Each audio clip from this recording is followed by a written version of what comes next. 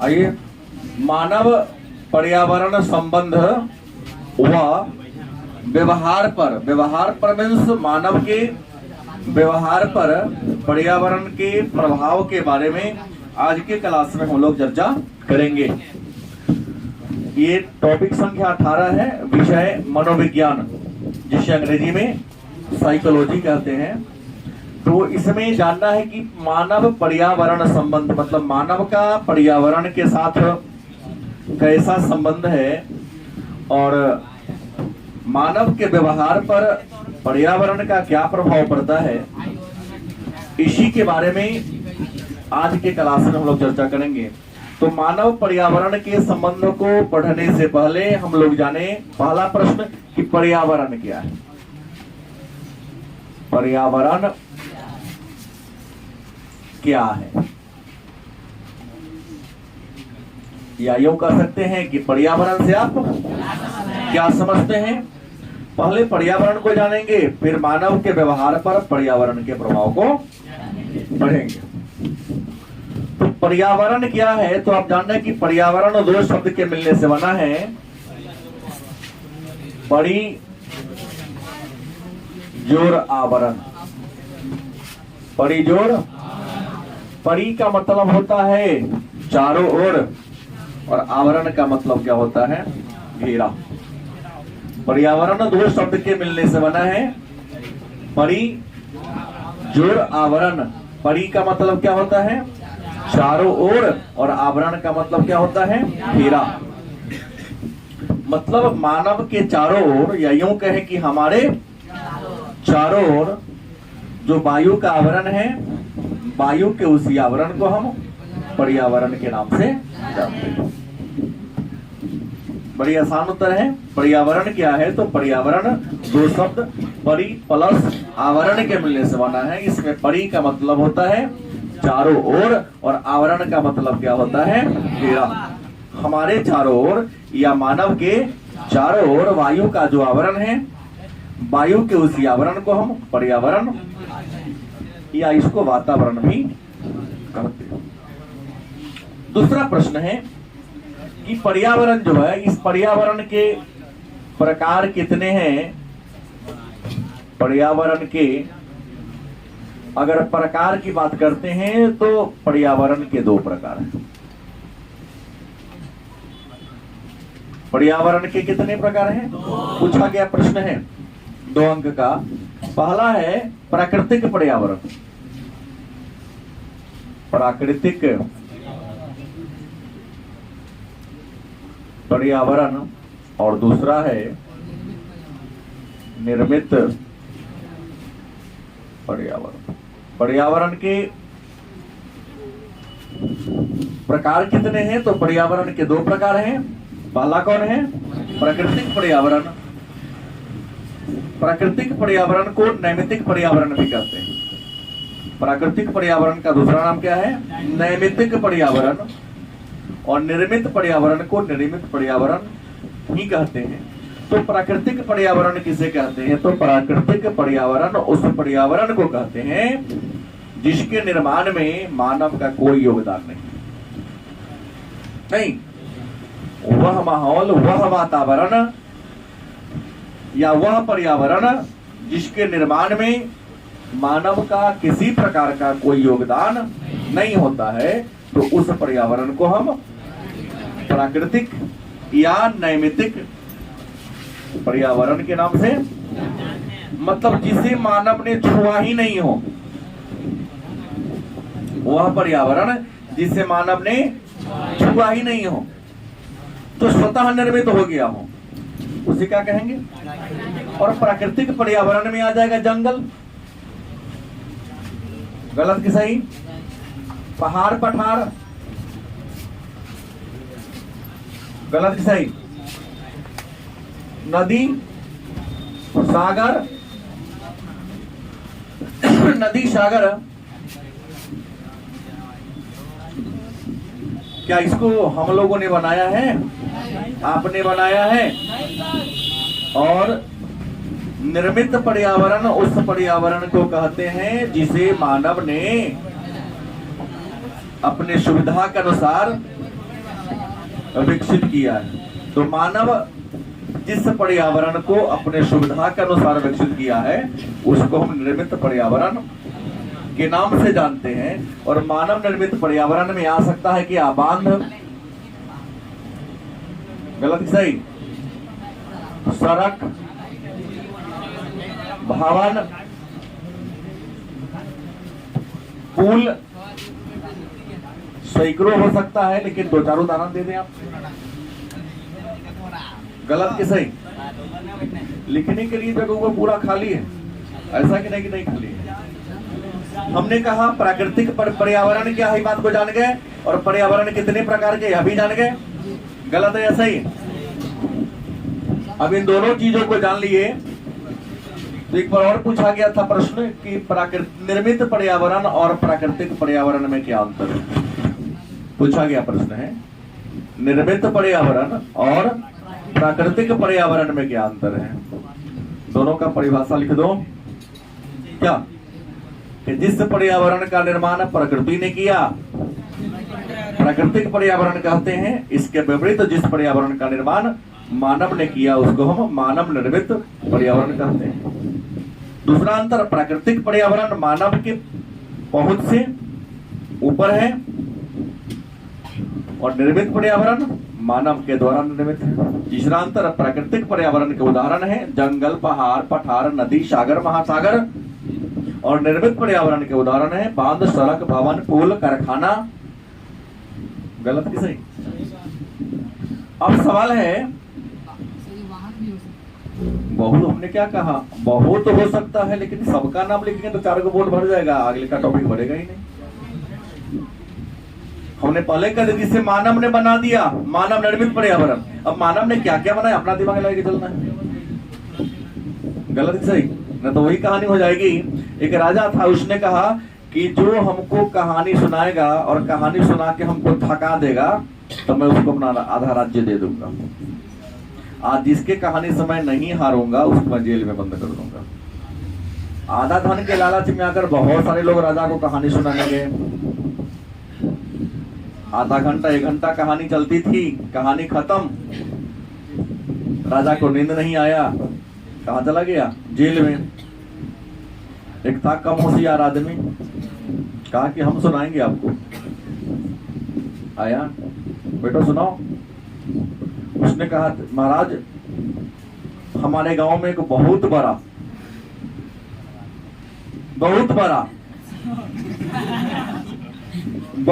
People का पेड़ था। उसमें सैकड़ों डालियां थी। एक बार की बात है, बहुत सारा कबूतर का झुंड आया, एक डाली पर बैठ गया। उसके कुछ घंटों के बाद कुछ और आया और बैठ गया। सारा डाली कबूतरों से क्या हो गया? भर गया। उसके आगे क्या हुआ? तो महाराज एक कबूतर फुर आगे हो, फिर एक कबूतर मैंने उड़ गया। आगे कहानी बढ़ाओ तो सब उड़ेगा तब ना आगे कहानी बढ़ेगा। राजा बोल गया कि सिर पर मिल गया, सवा सिर मिला नहीं। अब कितना कबूतर बैठा उसको भी पता नहीं था। अब 1 करोड़ फुर करता है 1 महीना तो गारंटी था 4-3 घंटा के बाद नींद आ ही जाता है। सो वाली बात है, वो तो अपना समझना है कि वो तो मानव ने जो बनाया उसको हम, अब मानव ने क्या क्या बनाया तो वही होगा। भारत हमने पढ़ा दिया है कि 7500 प्रकार के वस्तु का निर्यात करता, मतलब उतना तो बनाता है। अब 7500 प्रकार की वस्तु का नाम तो नहीं कहा जाएगा। और प्राकृतिक पर्यावरण जिसे मानव ने, जो मानव ने छुआ ही नहीं हो, प्रकृति ने बना दिया। अब देखिए पर्यावरण की प्रकार जान लिए, पर्यावरण क्या है ये जान लिए। अब है मानव पर्यावरण के संबंध के परिप्रेक्ष्य, मतलब मानव पर्यावरण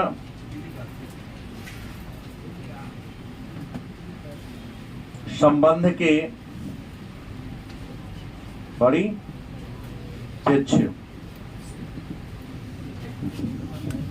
परिप्रेक्ष्य नहीं, मानव पर्यावरण संबंध के परिप्रेक्ष्य की बात करता है कि मानव के पर्यावरण के संबंध के बारे में परिप्रेक्ष्य क्या है, लोगों का दृष्टिकोण क्या है। नहीं तो पर्यावरण के बारे में संसार में जितने भी लोग हैं उनका दो ही प्रकार का सोच है, दो ही प्रकार का दृष्टिकोण है, दो ही प्रकार का नजरिया है। एक है अल्पमतवादी। पहला कौन है? अल्पमतवादी।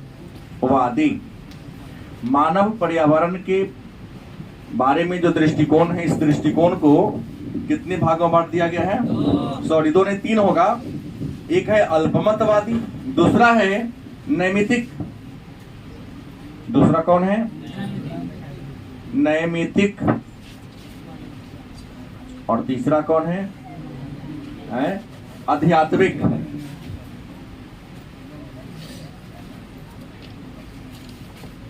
मतलब मानव पर्यावरण के संबंध के कितने दृष्टिकोण हैं, कितने परिप्रेक्ष्य हैं?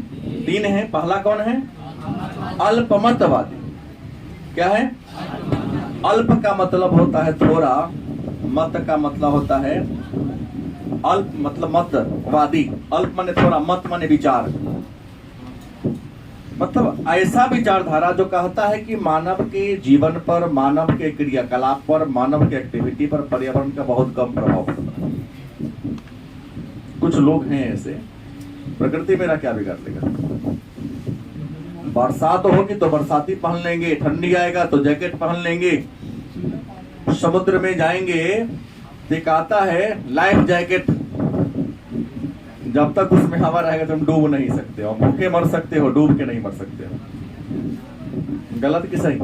हवाई जहाज पर चढ़ेंगे, ये होगा तो उसमें भी आता है कि पैराशूट लेकर कूद जाएंगे हवाई जहाज होगा तो। 12/12/2012 कल शाम में 11 का बच्चा था, कुछ है ये पढ़ रहा था, उसमें एक प्रश्न कर दिया कि सर ये हिग्स बोसान के बारे में क्या होता है हिग्स बोसान। तो आपको तो 2008 की कहानी है कि 2008 में फ्रांस में संसार के प्रमुख वैज्ञानिकों ने धरती के अंदर एक बहुत बड़ा सुरंग बनाया और सुरंग बना के वहां एक यंत्र स्थापित किया था। उसने यह पता लगाने के लिए कि ब्रह्मांड का निर्माण कैसे होता, तो ब्रह्मांड के निर्माण के रहस्य के बारे में पता लगाने के लिए एक यंत्र बनाया था। सारे साइंटिस्ट वहां काम कर रहे थे और उस मशीन की सहायता से प्रोटॉन और न्यूट्रॉन का ये करा दिया। टारगेट था कि 12 जाके ब्रह्मांड में पता लगा लेगा। ऊपर गया, सूरज से थोड़ा बगल से क्रॉस कर गया उसका वो अरे तो ऐसा अनुमान था कि जहां टकराता तो इतना बड़ा का धमाका होता कि पूरा सृष्टि लय हो जाता। सब देश को पता था। चीन ने एक ऐसा कुछ लोगों ने बना लिया था बक्सा डिब्बा कि जैसे कुछ घटना होगी तो अपने आप उसको डब्बा में क्या कर देंगे, हम बंद कर लेंगे। धरती 1 लाख टुकड़ा टूट जाएगा लेकिन डिब्बा नहीं टूटेगा। नहीं समझे बात? ऐसे ऐसे हैं चीज जो टूट नहीं पाता है जल्दी। जैसे तो ही कहा कि अल्पमतवादी कहता कि नहीं, प्रकृति का मानव के ऊपर बहुत कम प्रभाव पड़ता है। गलत सही? पड़ता है, ऐसा नहीं पड़ता, पड़ता लेकिन प्रभाव कम पड़ता है। उदाहरण के एक मैं नहीं मानने को तैयार हूं तो ठंडी का एहसास उससे होता है ज्यादा कपड़ा पहनता है। खूब कड़ाके की ठंडी में भी जाओ सुबह सुबह, कुछ ऐसे छोटे छोटे बच्चे मिलेंगे जिसका शर्ट का 2 बटन गायबे है, एगो छोटा सा जंगिया पहना हुआ है और गर्दन पर बोरा रख के कुछ कचरा बीट रहा है। गलत सही? जो जितना के ज्यादा कपड़ा पहनता है, तुम कहते हो कि गंदा पानी में स्नान करेंगे तो हमें क्या हो जाएगी, बैक्टीरिया लग जाएगा, बीमार पड़ जाएंगे। जाके देखो लखनदेवी में डुबकी लगाने वाले बहुत ऐसे लोग हैं। कचरा चुन रहा है, आप 10 रुपया 5 रुपया मिल गया, उसी को बेच लिया, उसी हाथ से समोसा खरीद के खा रहा है और कहाँ हाथ धो रहा है। हम तो देखा हूँ, आप देखे या ना देखे, देखे हैं। अल्पमतवादी कहता है कोई प्रभाव नहीं पड़ता, बहुत कम पड़ता है। दूसरा नैमितिक कहता है। दूसरा परिप्रेक्ष्य क्या है? नैमितिक पर्यावरण कहता है कि मनुष्य पर्यावरण में चेंज कर सकता है अपने कल्याण के लिए। मनुष्य जैसे चाहता है पर्यावरण में चेंज कर लेता है। अपने अनुसार पर्यावरण को क्या कर लेता है। और आध्यात्मिक दृष्टिकोण कहता है कि नहीं, मानव के जीवन पर पर्यावरण का पूरा प्रभाव पड़ता है। मानव पर्यावरण से अछूता, पर्यावरण जैसा चाहेगा मानव के लाइफ को क्या कर देगा, प्रभावित कर देगा। 3 विचारधारा है। अल्पमतवादी ये कहता है कि मानव के जीवन पर पर्यावरण का बहुत कम प्रभाव न पड़ता है। नैमित्तिक कहता ये विचारधारा कहते कि नहीं, मानव पर्यावरण जो है मानव के कल्याण के लिए, और मानव पर्यावरण में छेड़छाड़ करता है अपने हित या फायदा के अनुसार। और आध्यात्मिक कहता कि नहीं, पर्यावरण का मानव के जीवन पर पूरा पूरा प्रभाव पड़ता है। जैसे गर्मी है तो हल्का कपड़ा पहना दिया, 2 महीना के बाद देखिएगा अभी कहते पंखा बंद करेंगे तो सब नहीं बंद कीजिए प्लीज, बंद कीजिएगा तो काम क्या हो जाएगा, गड़बड़ आ जाएगा। मैं देखा हूँ इस लोग का पंखा नहीं चल रहा।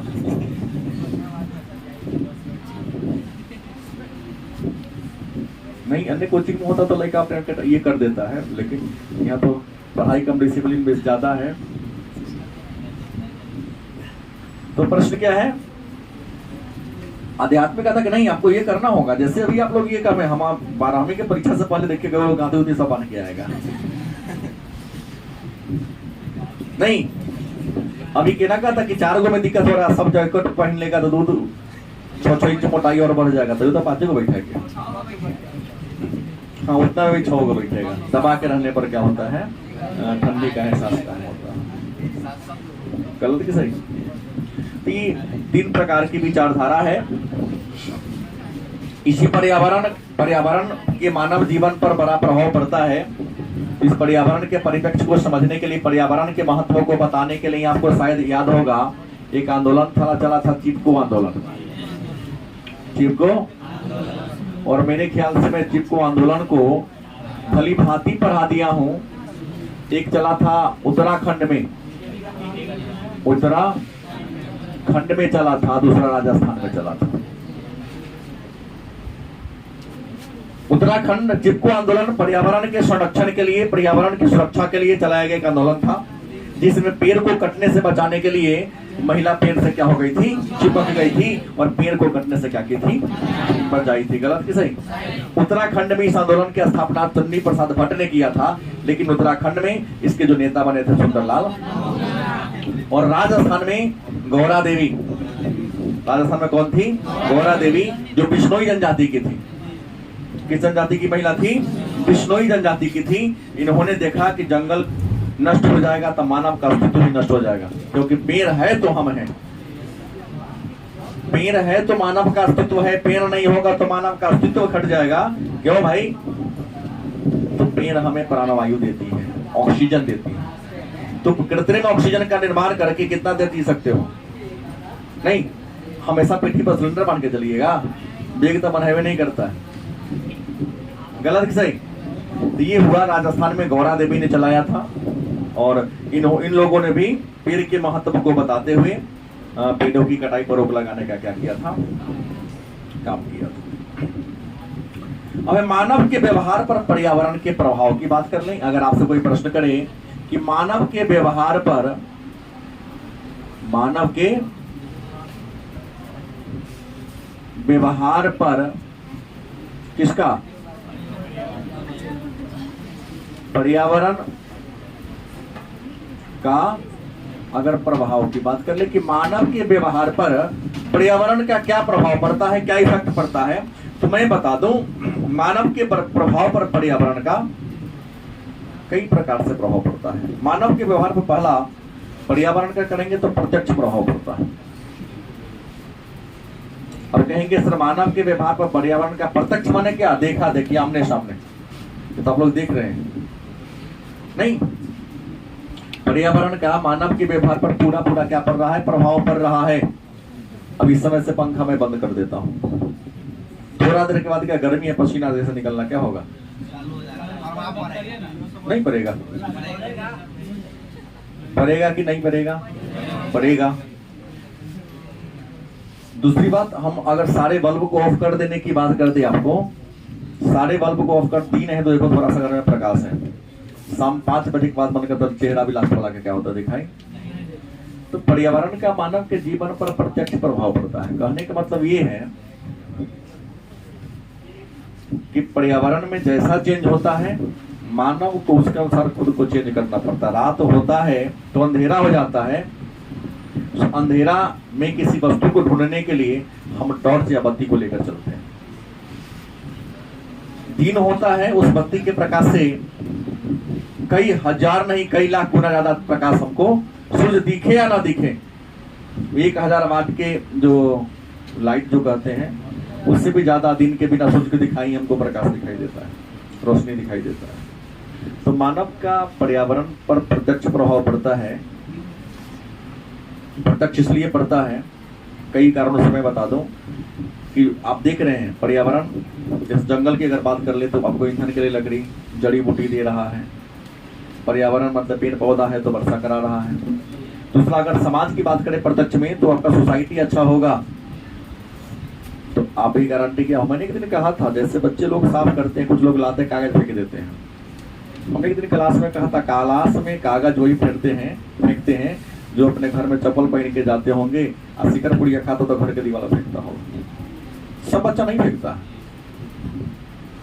जो अपने घर की साफ सफाई करके रखेगा ना मैनर में होगा, वो जहां जाएगा वहां मैनर की ही बात करेगा। और जो जिसने देखा ही नहीं, कहा ना जैसी संगति वैसी नियति। तुम्हारी बोली, तुम्हारी बैठने उठने का तौर तरीका तुम्हारा सोसाइटी को तय कर देता है। रोड पर चलते बच्चे उड़ने की तरह करते तो उसको देखकर हम लोग कुछ नहीं बोलते हैं, हमने तो उसको नस्ल पर सीधा सोच लेता हूँ। जिसने इसको पैदा किया वही सन का होगा। जैसे एक बच्चा सड़क के किनारे खड़े खड़े पेशाब कर रहा था, एक जेंटलमैन जाके उसके बाप को कहा कि शिकायत करता, तो बाप छप्पर पर खड़ा होकर पेशाब कर रहा था। गलत कि सही? आपके गलत व्यवहार आपके खानदान को डाउन कर देता है और आपका अच्छा बिहेवियर, आपका अच्छा देख रेख आपके माता पिता के नाम को कई गुना ऊपर बढ़ा देता है। तो इतना ही आपको करना, क्योंकि कहा है विद्वानों ने, बच्चे समाज के क्या होते हैं? दर्पण होते हैं। समाज में जो होता है बच्चा अपने व्यवहार के द्वारा वही सामने वाले को क्या करेगा। तो पर्यावरण का प्रभाव पड़ता है। स्वच्छ पर्यावरण में रहोगे तो तुम स्वस्थ रहोगे, और दूषित पर्यावरण में रहोगे तो तुम्हारा विचार और शरीर दोनों दूषित हो जाएगा। गलत कि सही? मलिन बस्ती में रहने वाले लोग क्यों बीमार ज्यादा होते हैं? क्योंकि वहां का एनवायरमेंट साफ। गलत कि सही? और जंगल के आसपास रहने वाले लोग स्वस्थ प्रसन्न रहते हैं। क्यों? क्योंकि उसको शुद्ध वायु मिलती है। महानगरों में कोरोना आया तो महानगरों में ज्यादा लोग क्यों मरे भाई? क्योंकि महानगर में सब कुछ है, पेड़े नहीं है। कल कारखाना के चिमनी से क्या निकल रहा है? धुआं निकल रहा है। हम लोग तो अपना दरवाजा के उन्होंने फेरे लगा देते हैं। तू जितना सिलेंडर से लेगा ऑक्सीजन रात में भले ही कम दे, क्या पिंटू दिन भर और ले रहे हैं। हम दोनों लगा दिया है घर में। दूसरा देखेंगे संवेग पर, पर्यावरण का दूसरा प्रभाव के संवेग पर पड़ता है। गलत कि सही? पर्यावरण का दूसरा प्रभाव किस पर पड़ता है? देखिए बहुत आप उदास है, किसी बगीचा में चल जाइए जहां पेड़ पर सुंदर सुंदर फूल लगा है, आपकी उदासी क्या हो जाएगी? कम होगी या नहीं होगी? तो आपके संवेग पर भी पर्यावरण का प्रभाव पड़ता है। कैसा? अगर सूखा पेड़ देखेंगे तो आपके मन में उदासी होगी। नदी है, नदी में पानी नहीं होगी तो आपके मन में किसी प्रकार की प्रसन्नता नहीं होगी। लेकिन नदी के किनारे जाके बैठो, नदी की धारा जल धारा चल रही है, नदी के किनारे अगर दोनों किनारे पेड़ हो, पेड़ पर फूल लगा हो, फूल के पंखुड़ी टूटकर नदी में गिरा हो, धारा के साथ बह रही हो, पेड़ सुबह का समय है या सायंकाल का समय है, जब उपवन में घूमने जाओ, चिड़िया चहचहा रही, कोयल कूक भर रही है, तो आपका उदास मन भी न चाह कर भी क्या हो जाएगा? प्रसन्न हो जाएगा। तो आपके भावना को, जंगल में सूखा पेड़ ज्यादा है, आपको देखकर उदास होगी, प्रसन्नता नहीं होगी। लेकिन कितनों आप उदास है, वो वन में जाइए, बगीचा में जाइए और वहां हरा भरा पेड़ पौधा देख लेते हैं, पेड़ पर लगा हुआ फूल को देख लेते हैं, लटका हुआ फल को देख लेते हैं, तो आपके मन में प्रसन्नता आती है कि आप उदास होते हैं। तो पर्यावरण आपके संवेग को, मोहल्ला में जाते एकदम पूरी साफ सफाई है, गलत कि सही? आपका मन प्रसन्न होता है। गलत बोल रहा हूं, सही बोल रहा हूं? तो आपके संवेग को भी आपका एनवायरमेंट प्रभावित करता है। आसपास के लोग बहुत अच्छे हैं, नहीं आपको खुशी होती है। जंगल एकदम स्वच्छ है, पूरा सूखा पत्ता उत्ता सब हटा दिया गया हो, हरियाली ही दिखाई दे रही है, तो आपका मन यूं ही प्रसन्न हो जाता है। और वहीं पेड़, जंगल में बहुत सारा पेड़ है, कुछ हरी पत्तियां हैं, कुछ डालियां सूखा सूखा है, देखने में ही बेकार लगता है। देखते इसलिए सरकार सड़क के किनारे वृक्ष लगवाती है, गलत कि सही? और एक अभियान चलता है कि सड़क के किनारे जो भी वृक्ष है उसकी जो जितनी भी तना है मोटा, उसको चूना से क्या कर दो, पेंट कर दो। देखिए दो रंग से रंग देता है। गाड़ी चलाते हैं, अकेला है, फिर भी देख कर ही आपका मन प्रसन्न हो जाता है और यूं ही रास्ता आपका क्या होता है, कट जाता है। और सड़क है बहुत लंबा, दोनों किनारे कोई वृक्ष नहीं है, सुनसान जगह है, उसमें थोड़ा सा भय लगता है और धूप भी लगता है, रास्ता लगता है बहुत लंबा है। तो ये पर उसके बाद पर्यावरण का प्रत्यक्ष प्रभाव पड़ गया, आपके संवेग पर प्रभाव पड़ गया। दूसरा अभिवृत्ति पर, पर्यावरण का अभिवृत्ति जिसको हम मनोवृत्ति भी कहते हैं, बना दिया हूं अभिवृत्ति क्या है, मनोवृत्ति क्या है, इसमें प्रभाव पड़ता है। कहेंगे पर्यावरण का हमारे मनोवृत्ति पर क्या प्रभाव पड़ता है। देखिएगा, हमने कहा ना जैसे पर्यावरण में रहेंगे आपकी मनोवृत्ति ऐसी होगी। उदाहरण भी जगह पहले दिया हूं नहीं, क्योंकि जैसी आपकी संगति होगी आपकी नियति कैसी होगी, जैसा भोजन होगा वैसा आपका विचार होगा। गलत है या सही है? तो अभिवृत्ति मनोवृत्ति पर भी, तामसी भोजन करोगे विचार उग्र होगा, सादा भोजन करोगे विचार क्या होगा, सौम्य होगा तुम्हारा। प्रकृति के सानिध्य में रहोगे तुम उदार प्रकृति को होगे, लेकिन कर्कश इन्वायरमेंट में रहोगे तुम भी वैसा ही हो जाओगे। देखो ना, जिस सोसाइटी के लोग हमेशा लड़ाई झगड़ा में रहते वहां पैदा होने वाले बच्चा भी उसी प्रकार के हो जाते हैं। गलत कि सही? कभी आप स्टैंडर्ड कॉलोनी, अच्छी कॉलोनी में जन्म लेने वाले बच्चे के बोलने का तौर तरीका को देखिए, और थोड़ा बहुत लो जो कॉलोनी है वहां बोलने वाले बच्चों को देखिए, हर शब्द पर एक गालिस का यूज कर लेता है। उदाहरणें शुरुआतें वहां से होता है। गलत कि सही? ये हो गया। अब एक नया टॉपिक दिया है कि शोर क्या है। तो शोर जिसको हम कहते हैं हल्ला गुल्ला, शोर मतलब मेकिंग नॉइज। शोर क्या है, नॉइज क्या है? तो बहुत तेज ध्वनि जिसे सुनकर हमें चिड़चिड़ाहट उत्पन्न होती है, शोर कहलाता है। मतलब शोर का परिभाषा होगा तेज ध्वनि जिसे क्या करके सुनकर हमें चिड़चिड़ापन क्या होता है, महसूस होता है। तेज ध्वनि जिसे सुनकर हमें चिड़चिड़ापन क्या होता है, महसूस होता है, हम क्या कहते हैं, शोर कहते हैं। क्या कहते हैं? हल्ला गुल्ला। गलत सही? और याद रखिएगा, शोर का मानव के व्यवहार पर बैड इफेक्ट पड़ता है। शोर के अगर प्रभाव की बात कर ले कि शोर का मानव के जीवन पर क्या प्रभाव पड़ता है, शोर का मानव के लाइफ पर क्या प्रभाव पड़ता है, तो एक लाइन में कि शोर का मतलब हल्ला गुल्ला का मानव के लाइफ पर बड़ा बैड इफेक्ट पड़ता है। पहला, तुम नींद नहीं ले पाओगे, तुम्हारी एकाग्रता भंग हो जाएगी। तुम पढ़ने बैठो, वहां कोई डीजे बजा दे, याद हो पाएगा? सोने जाओ, तुमको नींद आ पाएगा? शोर के कारण तुम्हारा हार्ट बीट बढ़ जाता है, शोर के कारण आपकी बेचैनी बढ़ जाती है, इंसान चिड़चिड़ा हो जाता है, काम करने की क्षमता क्या होती है, घट जाती है।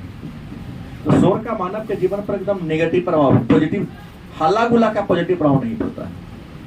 प्रभाव क्या पड़ता है? तो पहला, एकाग्रता भंग हो जाती है, निद्रा में व्याघात आता है, इंसान चिड़चिड़ा हो जाता है, पागलों जैसा व्यवहार करने लगता है। देखिए, हम अच्छे लोगों की बात करते हैं, कुछ लोग तो मैं देखता हूँ डीजे को फुल साउंड करा के अगर सामने खड़ा होकर टेम्पो पर चलते रहता है, तो ये लोग बात नहीं करता। प्रकृति ने अलग तरीके से उनको रच दिया है। क्योंकि डीजे पर प्रतिबंध लगा दिया गया है, क्योंकि आज से 5-7 साल पहले एक साल में डीजे के ध्वनि से 17 को बच्चे मरे थे। कहता है कि आप 90 से ध्वनि की तीव्रता को मापने की इकाई है डेसिबल। ध्वनि की माने शोर की तीव्रता को मापने की इकाई का नाम क्या है? डेसिबल। कहता है कि आप 80 डेसिबल से 90 डेसिबल के ध्वनि के बीच आप हमेशा रहो तो गारंटी है 30-35 दिन के अंदर में आप एबनॉर्मल हो जाओगे। 90 से 100 डेसिबल का तेज ध्वनि अगर कोई महिला सुन रही हो, अगर उसके पेट में बच्चा है तो गारंटी है 12-13 घंटा के अंदर उसका पेट का बच्चा बाहर आ जाएगा अपने आप। लेकिन ये सब समझ में आता है लोगों को। लोग तो टीवी चलाता है प्रदूषण करके, जैसे मैं बोल रहा हूँ प्रदूषण हो रहा है, लेकिन हमारी मजबूरी है।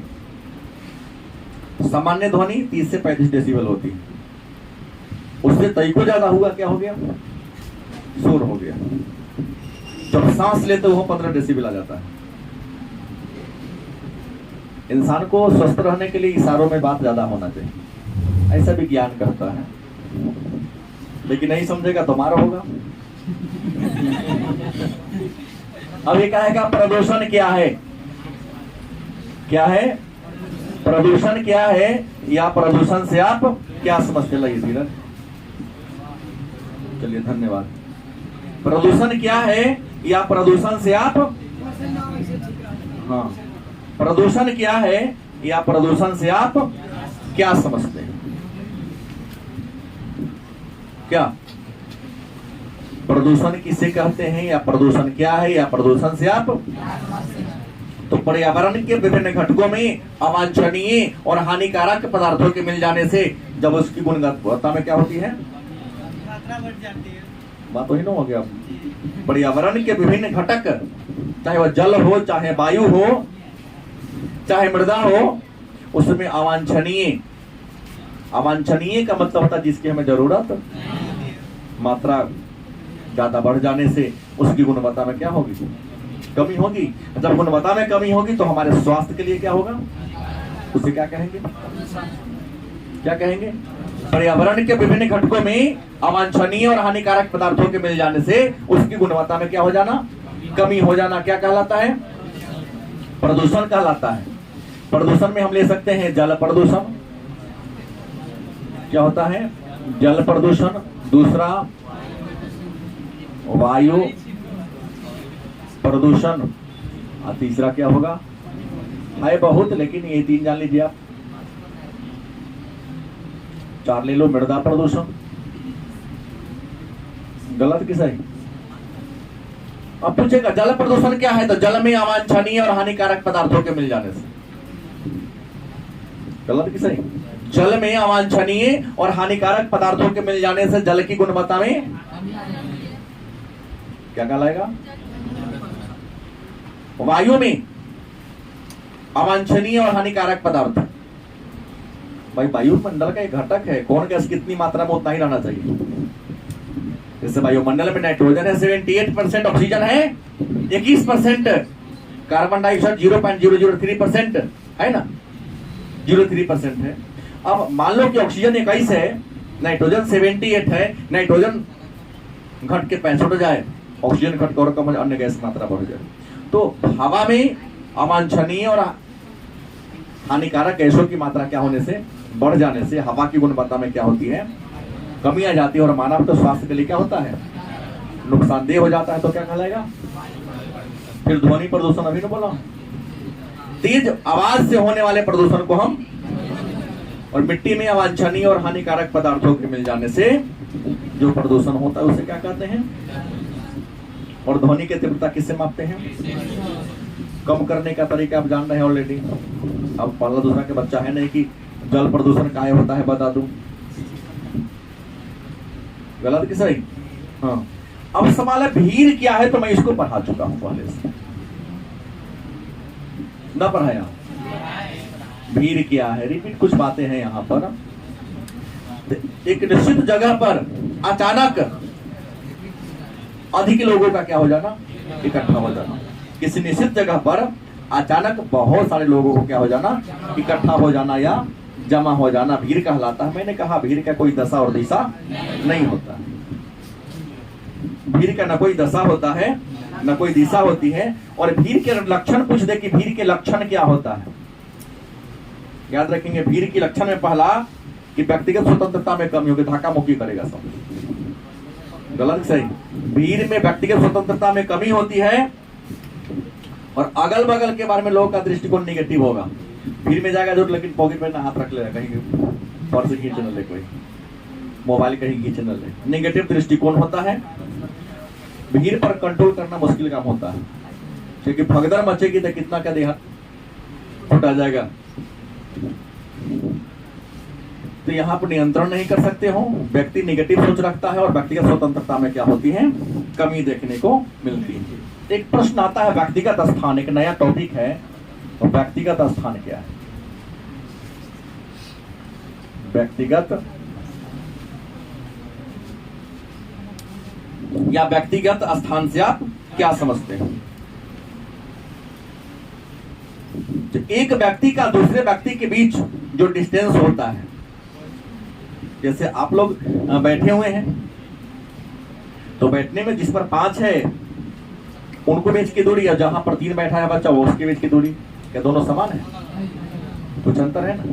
तो दो व्यक्तियों के बीच की जो दूरी होती है उसी दूरी को हम व्यक्तिगत स्थान के नाम से, दो व्यक्तियों के बीच जो दूरी होती है, जो डिस्टेंस होता है, उसी डिस्टेंस को हम व्यक्तिगत स्थान के नाम से जानते हैं। और व्यक्तिगत स्थान के प्रकार कितने हैं? तो व्यक्तिगत स्थान के 4 प्रकार हैं। पहला कौन है? अंतरंग दूरी। अंतरंग दूरी क्या है? अंतरंग दूरी। अब कहेंगे अंतरंग दूरी क्या है? तो कहता है कि जब दो व्यक्ति के बीच कितना का डिफरेंस हो? 18 इंच का। दो व्यक्ति के बीच की दूरी जब कितना हो? 18 इंच का हो, तो इस दूरी को क्या कहेंगे? और ये दो मित्रों के बीच की दूरी होती है, पति पत्नी के बीच की दूरी होती है, और माता और पुत्र पुत्री के बीच की दूरी होती है।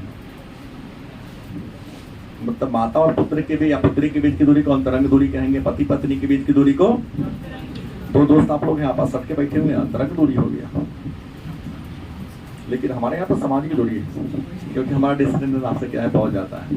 तो अंतरंग दूरी क्या है? तो जब दो व्यक्ति के बीच का डिस्टेंस कितना हो, क्या कहोगे आप? दूसरा व्यक्तिगत दूरी क्या है? दूसरा क्या है? व्यक्तिगत दूरी। तो कहता है दो व्यक्ति के बीच 18 इंच से लेकर 4 फीट तक। जब दो व्यक्तियों के बीच का डिस्टेंस कितना हो? कम से कम 18 इंच, ज्यादा से ज्यादा, इसे क्या कहोगे? तीसरा क्या है? सामाजिक दूरी। तीसरा क्या है? सामाजिक दूरी। सामाजिक दूरी किसे कहेंगे? तो जब दो व्यक्ति के बीच 4 फीट से लेकर 12 फीट का डिस्टेंस हो। जब दो व्यक्ति बैठा हो या खड़ा हो तो दोनों के बीच की दूरी कितना हो? कम से कम 4 फीट, ज्यादा से ज्यादा, तो इस डिस्टेंस को क्या कहोगे? और चौथा है सार्वजनिक दूरी। कोरोना काल में तो सामाजिक दूरी बरकरार रखें 4 से 12 फीट, ताकि सांस नहीं टकराएगा। बात होती थी। अब चौथा क्या है? सार्वजनिक दूरी की बात करता है। सार्वजनिक दूरी क्या है?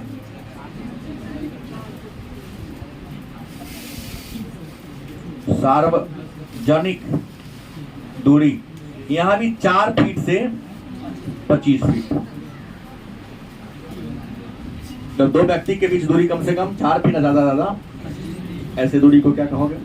परिभाषा आसान है भाई, भारी नहीं है। अगर दिमाग लेके आए हैं तो केवल बॉडी लेके आए हैं तो सब्जी भारी है। हालांकि 90% बच्चा तो केवल बॉडी लेके आता है, दिमाग लेके मोबाइल चलाता है केवल, बाकी हर काम बॉडी से करता है।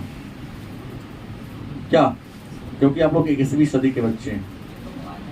तो अंतरंग दूरी, जब दो व्यक्ति के बीच दूरी कितना हो? व्यक्तिगत दूरी, जब दो व्यक्ति के बीच 18 इंच से 4 फीट दूरी हो। सामाजिक दूरी में 4 फीट से 12 फीट, और सार्वजनिक दूरी में गलत की सही? बड़ी आसान प्रश्न है अगर समझते हैं तो। एक प्रश्न आता है प्राकृतिक आपदा। प्राकृतिक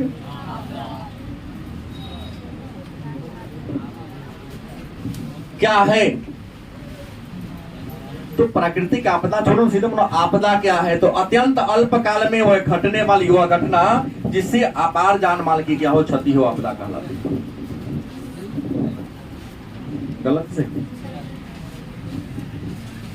अत्यंत अल्प काल में बहुत कम समय में घटने वाली वह घटना जिससे अपार जान माल की क्या हो, क्षति हो, क्या कहलाता है?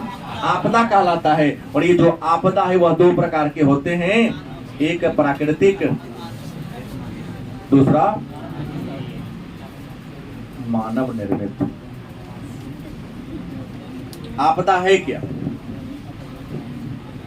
तो अत्यंत अल्प काल में मतलब बहुत कम समय में घटने वाली वह घटना जिससे अपार जान माल की क्या हो, क्या कहलाता है?